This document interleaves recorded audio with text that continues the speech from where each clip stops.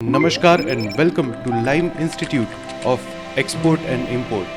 आज के इस बहुत ही अमेजिंग वीडियो में हम बात करने वाले हैं एक्सपोर्ट ट्रेड में, एक्सपोर्ट और इंपोर्ट के ट्रेड में यूज़ की जाने वाली पेमेंट टर्म्स के बारे में। हमने आज इस वीडियो में चार जो प्राइमरी पेमेंट टर्म्स है उसके बारे में बात की है और आने वाले वीडियोस में हम एक एक पेमेंट टर्म्स के अंदर इन डेप्थ वे से जाके आपको एक्सप्लेन करने वाले हैं। सो इस वीडियो को पूरा ज़रूर देखिएगा ताकि आपको पूरा नॉलेज जो है वो मिल पाए। और अगर आप फर्स्ट टाइम इस चैनल में आए हैं तो प्लीज़ इस चैनल को सब्सक्राइब किए बिना कहीं मत जाइए और ये बेल आइकन को भी प्रेस ज़रूर करें। तो आइए इस वीडियो को शुरू करते हैं। सबसे पहले हम बात करते हैं एडवांस पेमेंट्स के बारे में। नाम से ही आपको समझ में आ जाएगा कि इसका मतलब क्या होगा। इंपोर्ट एक्सपोर्ट बिजनेस में ज़्यादातर यह टर्म इस्तेमाल की जाती है और एक्सपोर्टर के पॉइंट ऑफ व्यू से यह टर्म काफ़ी फ़ायदेमंद भी है क्योंकि इसमें उसे पेमेंट शिपमेंट से पहले ही मिल जाती है। मगर इंपोर्टर के पॉइंट ऑफ व्यू से यह टर्म थोड़ी सी रिस्की हो जाती है क्योंकि वह पैसे पहले दे देते हैं और सामान जो है वो उनके पास बाद में पहुंचता है। एडवांस पेमेंट जो है वो इंपोर्टर एक्सपोर्टर को तब देता है जब उसे वह पहले से विश्वास होता है कि यहाँ से जो पेमेंट है वो हमारा सेफ़ है और हमारा जो सामान है वो सही टाइम पर हमें मिल ज़रूर जाएगा। एडवांस पेमेंट में दो फॉर्म बहुत ही फेमस है। पहली है एडवांस 100% पेमेंट और दूसरी है 30% एडवांस पेमेंट। 100% एडवांस यूरोप और यूएसए जैसे देशों में ज़्यादा चलती है। वह लोग उधारी में विश्वास बहुत कम करते हैं और कोई काम करेंगे तो कुछ ना कुछ एडवांस लेकर ही करेंगे। इस पेमेंट प्रोसीजर्स में वायर ट्रांसफ़र, क्रेडिट कार्ड और पेपल जैसे पेमेंट गेटवेज भी यूज़ किए जाते हैं। अब बात करते हैं बहुत ही ज़्यादा यूज़ होने वाला पेमेंट टर्म यानी कि एलसी पेमेंट, जिसको लेटर ऑफ क्रेडिट भी कहा जाता है। एलसी में पेमेंट टर्म होने का मतलब है कि इसमें एक्सपोर्टर को पैसे मिलने के पूरे चांसेस रहते हैं। एलसी को पेमेंट का सबसे सेफ इंस्ट्रूमेंट भी माना जाता है। एक्सपोर्टर द्वारा इसका बहुत ज़्यादा इस्तेमाल किया जाता है।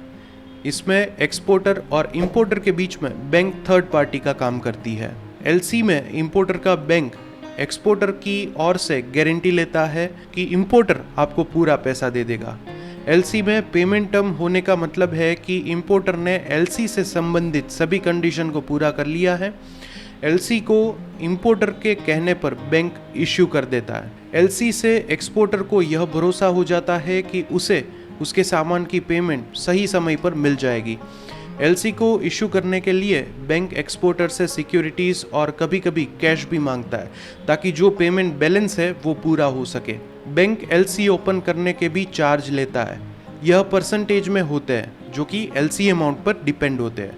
अगर इंपोर्टर सामान की पूरी पेमेंट नहीं दे पाता तो ऐसे केसेस में बैंक जो है वो एक्सपोर्टर को पेमेंट कर देते हैं। इसके बाद जो पेमेंट टर्म है वो है डीएपी। इंपोर्ट एक्सपोर्ट बिजनेस में इस पेमेंट टर्म का भी काफ़ी इस्तेमाल होता है। इसमें भी बैंक इंपोर्टर एक्सपोर्टर के बीच में होता है। डीएपी में एक्सपोर्टर इंपोर्टर के बैंक से कहता है कि इंपोर्टर को ओरिजिनल डॉक्यूमेंट तभी देना जब वह पूरे बिल की पेमेंट कर दे।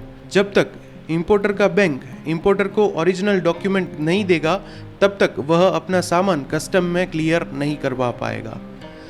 एक्सपोर्टर जैसे ही सामान को जहाज़ में चढ़ाकर रवाना कर देगा उसी वक्त शिपिंग डॉक्यूमेंट को इंपोर्टर के बैंक में भेज देता है ताकि बैंक इंपोर्टर को पेमेंट करने के लिए कंफर्म कर सके और इंपोर्टर पैसे लेकर तैयार रहे। इसके बाद जो पेमेंट टर्म है वो है डीएए।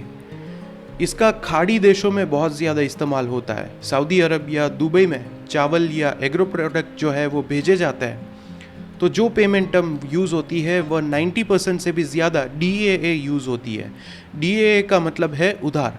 इसमें भी इंपोर्टर और एक्सपोर्टर के बीच में बैंक आता है। डीएए में एक्सपोर्टर बैंक की सहायता से बिल ऑफ एक्सचेंज या ड्राफ्ट बनाता है और इंपोर्टर के पास भेजता है ताकि इंपोर्टर उसमें लिखी टर्म्स एंड कंडीशन को अच्छी तरह से पढ़ सके और उसमें साइन कर सके। इसमें मेनली यही लिखा होता है कि इंपोर्टर एक्सपोर्टर को इतने टाइम लिमिट में पूरा पैसा वापस कर देगा। जैसे ही इंपोर्टर इसमें साइन करता है वह फिर इसे बैंक में जमा कर देता है। जमा करवाने के बाद बैंक एक्सपोर्टर को कंफर्म कर देती है और एक्सपोर्टर फिर शिप से सारा सामान भेज देता है और डॉक्यूमेंट इंपोर्टर को दे देते हैं। अगर इंपोर्टर साइन नहीं करते हैं तो एक्सपोर्टर शिप से सामान नहीं भेजेंगे। अब ये हो गई 4 प्राइमरीली यूज़ हो जाने वाली पेमेंट टर्म्स, लेकिन इससे भी बहुत सारी डिटेल्स है। अगर एक पर्टिकुलर पेमेंट टर्म के बारे में बात करें तो भी इन डेप्थ वे से जानना बहुत ज़्यादा ज़रूरी है। तो इस चैनल के साथ हमसे ज़रूर जुड़े रहे ताकि आने वाले वीडियोस में जब भी हम कोई स्पेसिफिक पेमेंट टर्म्स के ऊपर इन डेप्थ वे से आपको एक्सप्लेनेशन दे, तब आपको सारे पेमेंट टर्म्स में सही तरह से पूरा नॉलेज जो है वो मिल पाए। और अगर आप भी इंटरेस्टेड है एक्सपोर्ट इंपोर्ट के लिए कंप्लीट इन डेप्थ प्रैक्टिकल और थियोरेटिकल ट्रेनिंग लेने में, तो यहाँ दी गई कॉन्टेक्ट डिटेल्स पे हमसे आप कॉन्टेक्ट कर सकते हैं। इस वीडियो में दी गई इन्फॉर्मेशन आपको अच्छी लगी हो तो इस वीडियो को लाइक ज़रूर दीजिएगा और ऐसे लोगों को इस वीडियो को शेयर ज़रूर करिएगा जो भी एक्सपोर्ट इंपोर्ट बिजनेस के साथ जुड़े हुए हो या तो जुड़ना चाहते हो। इस वीडियो को यहाँ तक देखने के लिए बहुत बहुत धन्यवाद और बहुत ही जल्द हम वापस ऐसी ही बहुत ही ज़्यादा इम्पोर्टेंट और इन्फॉर्मेटिव वीडियो के साथ वापस मिलेंगे। तब तक के लिए धन्यवाद।